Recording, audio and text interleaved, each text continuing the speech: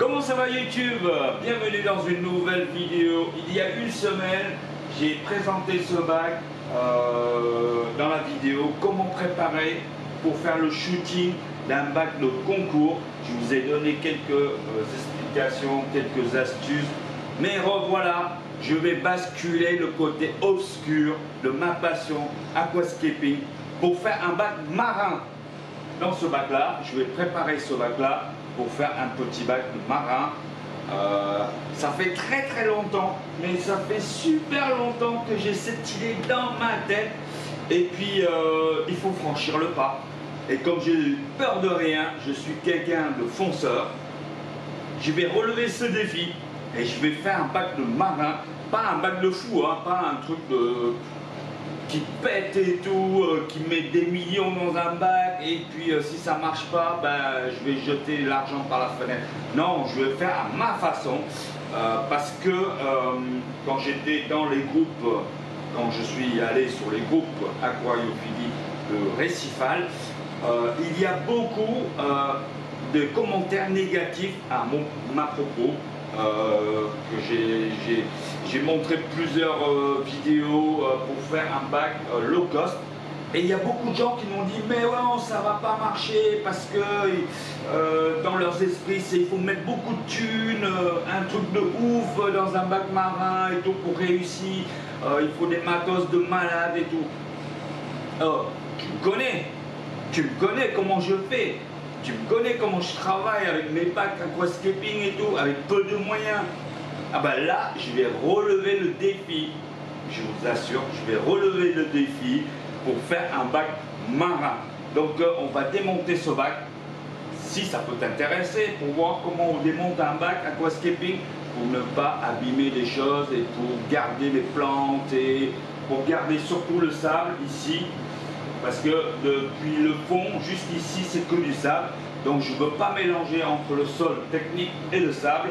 Parce que le sol technique, il a que, allez, on va dire 6 mois.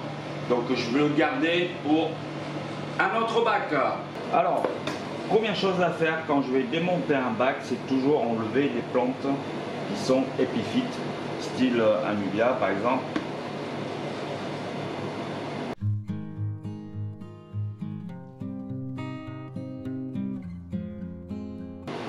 Bucephalondra, Anubia, Nana.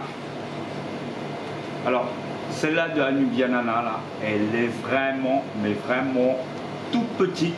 Les feuilles, elles font 3 mm, pas plus. Et c'est une variété super rare. Ça, je l'ai pris quand j'étais au Vietnam. Malheureusement, avec la chaleur et tout, et j'ai acheté les plantes trop tôt au Vietnam. Et les plantes sont restées une semaine à l'hôtel et elles n'ont pas apprécié, donc j'en ai sauvé une. Mais la prochaine fois, je vais acheter au dernier jour avant de partir. Donc c'est une variété super rare qu'on en trouve très rarement ici.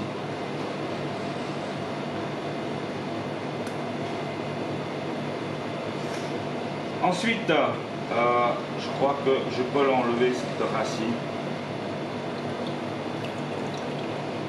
Regardez comme elle est belle, la racine. Magnifique.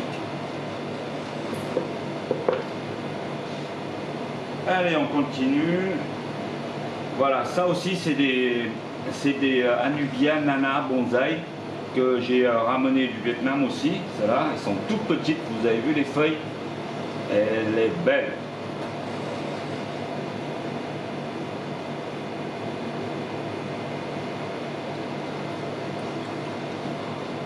Alors une petite précision, une portion comme ça au Vietnam, ça ne coûte que 1,50 €.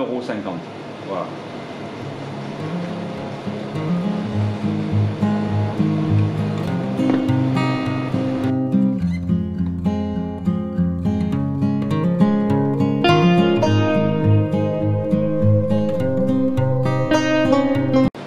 Bon, alors toutes ces plantes, je vais mettre dans mon bac de réserve où il y a des plantes.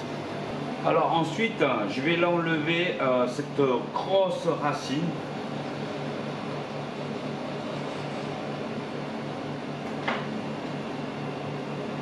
parce que ici j'ai collé avec pour que quand mise à l'eau, elle ne flotte pas. Voilà.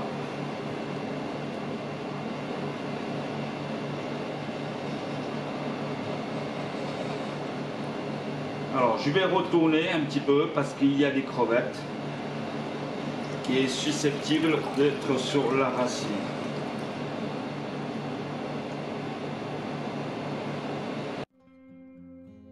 Alors je vais profiter pour enlever les Plexa japonica. Je vais arracher doucement parce que les racines sont bien. Voilà, oui.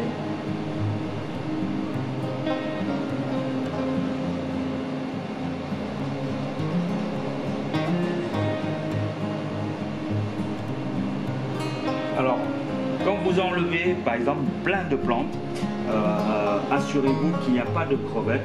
Donc vous trempez dedans, vous secouez un petit peu et souvent il y a des juvéniles de crevettes qui sont susceptibles d'accrocher sur les feuilles. Donc voilà.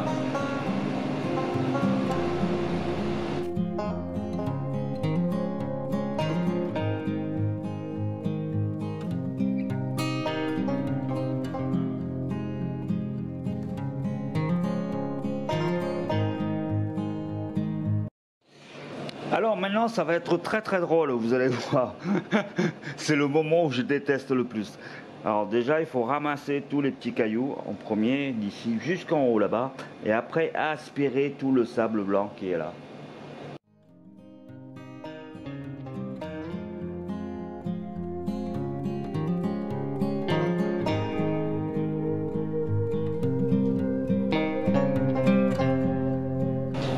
Allez, c'est parti pour enlever maximum de sable blanc. Je prends une épuisette.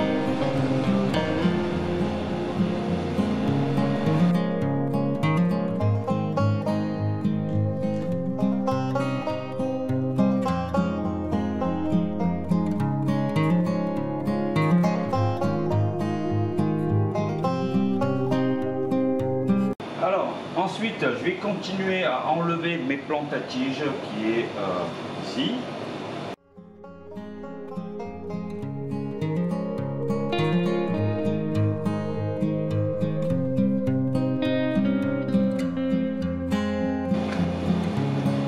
Démonter carottes ici.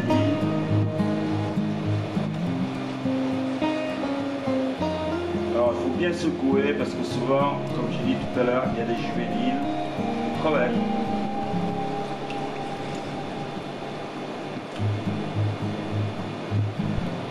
Des Eleocharis sp.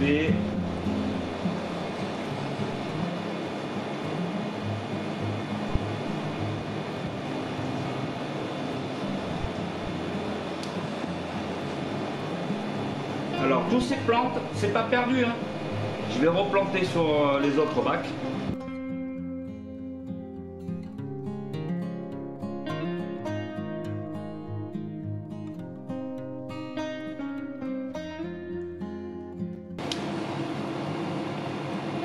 Vous avez vu les crevettes?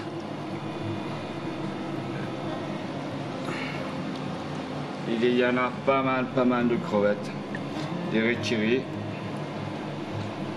Il y a des Sakura aussi.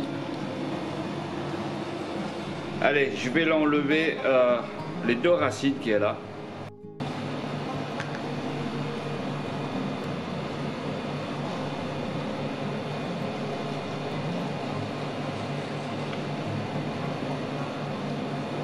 Alors, quand il y a des racines avec plein de trous, il faut secouer un petit peu. Voilà.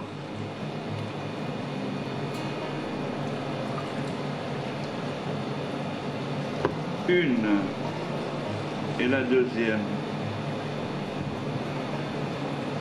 Pareil, il y en a plein de crevettes qui sont collées sur la racine.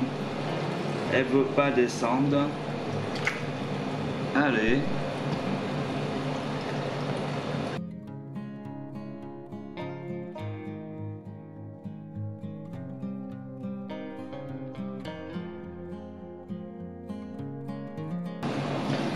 Alors j'ai une astuce pour vous, pour pêcher les crevettes rapidement.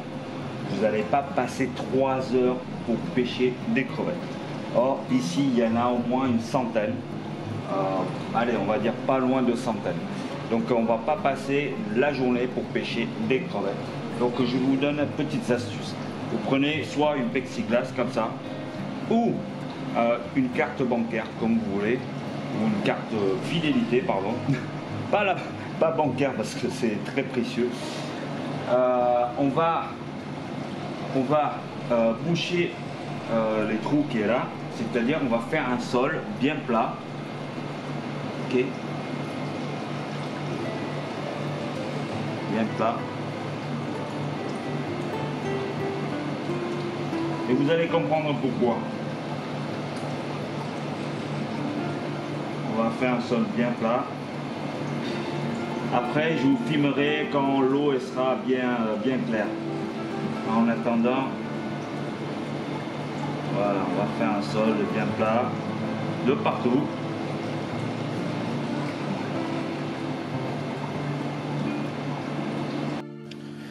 Et voilà, quelques heures après, l'eau elle est claire maintenant.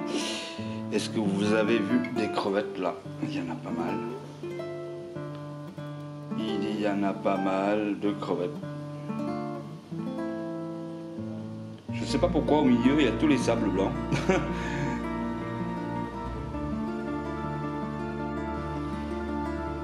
Voilà les rechiri.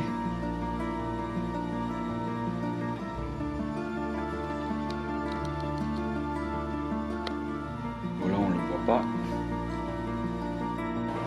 Alors ce qu'on va faire, on va sortir la grosse épuisette et vous allez voir comment ça marche.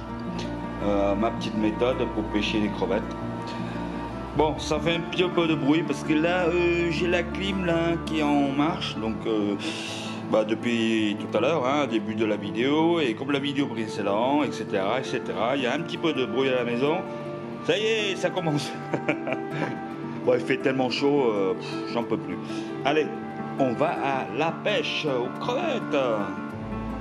Alors, l'idée de base, c'est que vous mettez l'épuisette à fond et vous avancez, mais vous tapotez le sol. Ça crée des vibrations et les crevettes elles sautent, et ben ça va tout seul, vous allez voir.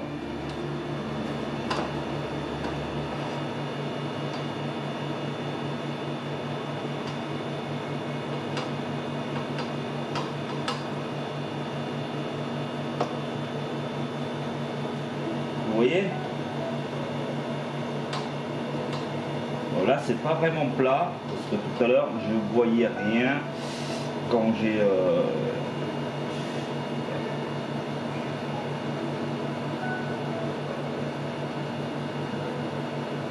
voilà, on tapote et les crevettes elles sautent et ça rentre tout seul dans l'épuisette. Regardez, je sais pas, ici il doit en avoir pas mal.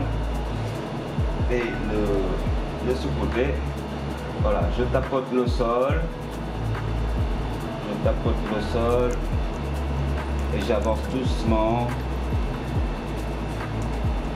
Et c'est par là ça passe.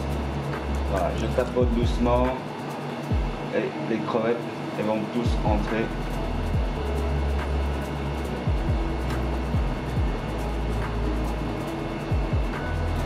Regardez les crevettes qu'il y a.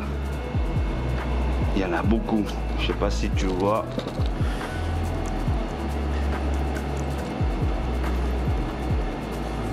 Alors je vais faire des sélections parce que certaines crevettes qui sont pas rechiri, ils sont arrivés par des plantes. Elles sont accrochées, c'est-à-dire les juvéniles, ils accrochent sur les plantes. Et les crevettes qui sont déclassées se retrouvaient dans ce bac. Donc je vais l'enlever certains et je vais mettre des rouges dans le bac shallow qui est là-bas. Allez, on va faire un petit largage de crevettes.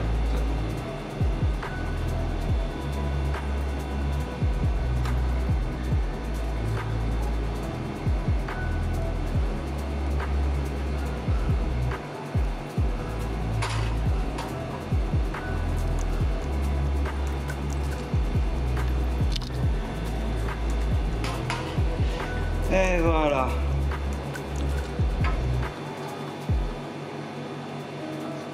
Dans ce bac, il y a déjà une centaine, donc ça fait un petit peu plus. Ça amène de la couleur dans ce chalot. Voilà, en l'espace de 3 passages, j'ai déjà tout pêché. Voilà, les retirés, il y a un peu de noix.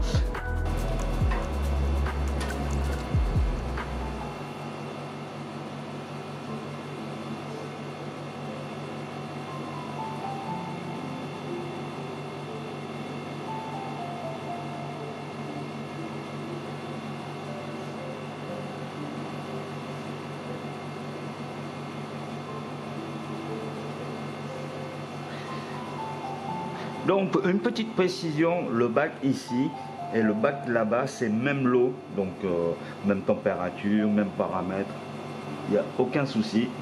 Bon, en plus c'est des crevettes, donc il y a moins de risques que des poissons style discus ou ramirezi, des espèces assez fragiles on va dire. Mais bon, les crevettes ils sont quand même costauds. Et vous remarquez ici qu'il y a beaucoup de planeubles. C'est fait exprès, c'est pour nettoyer un petit peu des roches au démarrage du bac. C'est pour éviter qu'il y a un maximum d'algues. On met plus de chance de notre côté pour qu'ils travaillent un petit peu au départ du démarrage du bac, du fait que dans tous les bacs au démarrage vous n'avez pas des paramètres stables, c'est normal, et ça commence à avoir des algues, tous, etc.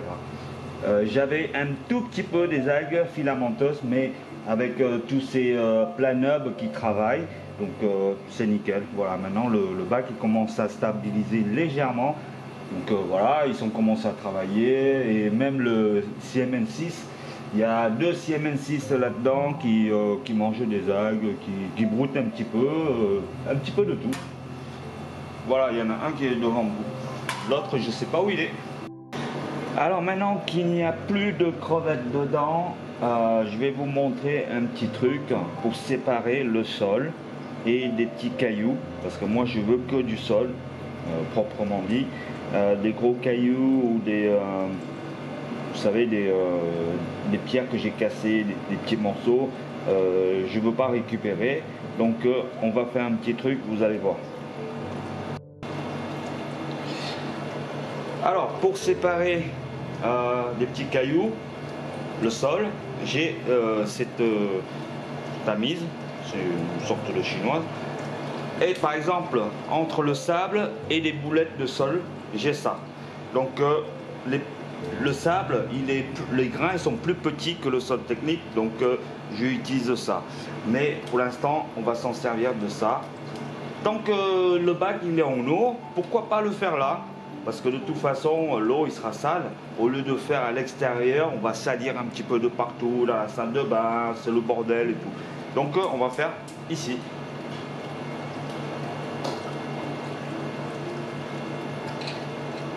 Je vais chercher mon gobelet. Oh, quoi que, allez, on va faire comme ça.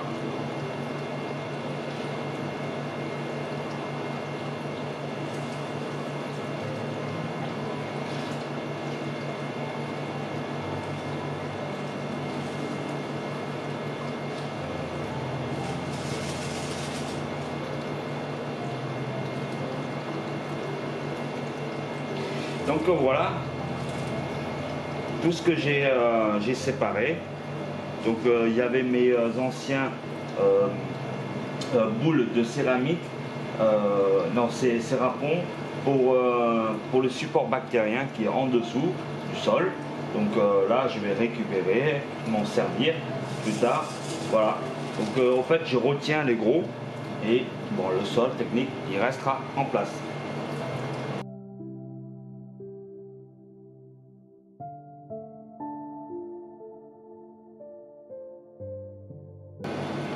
Alors maintenant que les crevettes sont à l'extérieur, je veux récupérer le sol, mais souvent si vous videz par exemple le bac et que vous prenez par exemple, je sais pas moi, des trucs pour ramasser le sol, ça reste encore de la poussière dans le sol.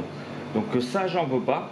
Alors j'ai une méthode, c'est-à-dire que je prends une épuisette un petit peu plus petit et vous allez voir, je vais prendre le sol et la poussière elle va rester dans le bac, dans l'eau. Allez, c'est parti.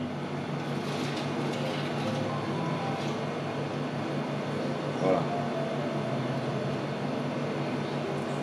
Ok, je vais secouer un petit peu, donc que la poussière elle va s'échapper par le filet. Donc je vais récupérer ce sol et sans poussière. Voilà, je laisse poser ici un petit peu. Voilà. Non, même pas, parce qu'il y a trop d'eau. Voilà, vous ramassez votre sol comme ça et je vous garantis que, vous voyez les poussières là, vous ne le prenez pas avec le sol technique. Mais bon, ça c'est juste un petit détail, hein.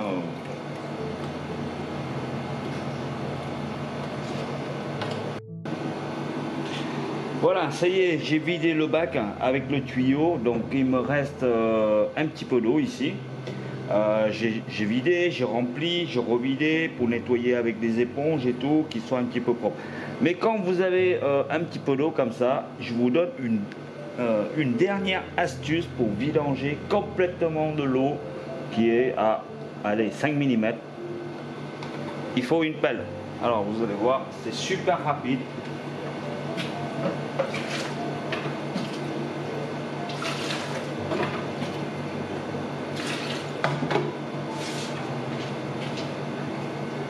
Alors vous allez me dire, ouais, mais j'ai un aspirateur d'eau et tout, mais c'est parfait, c'est génial. Mais si on n'en a pas, c'est la meilleure façon de vider. J'ai vidé toujours comme ça. C'est comme une écope hein, dans un bateau. Voilà. Et en plus, le côté, ici, vous avez une sorte d'essuie-glace de lame. Donc,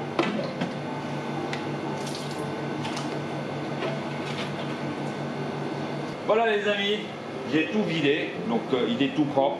Il est prêt à être mis en eau pour un récifal. Donc je vous donne rendez-vous à la prochaine vidéo. Bon, beaucoup plus tard, hein, un bac récifal. J'attends les pierres, j'attends le sable, j'attends, je sais plus quoi, je m'en rappelle plus. Le sel, le calcium, les roches, je l'ai déjà, donc on va mener bien à ce projet, peut-être après l'été. Ok? Allez, salut les fans du bocal, portez-vous bien. À la prochaine. Ciao, ciao!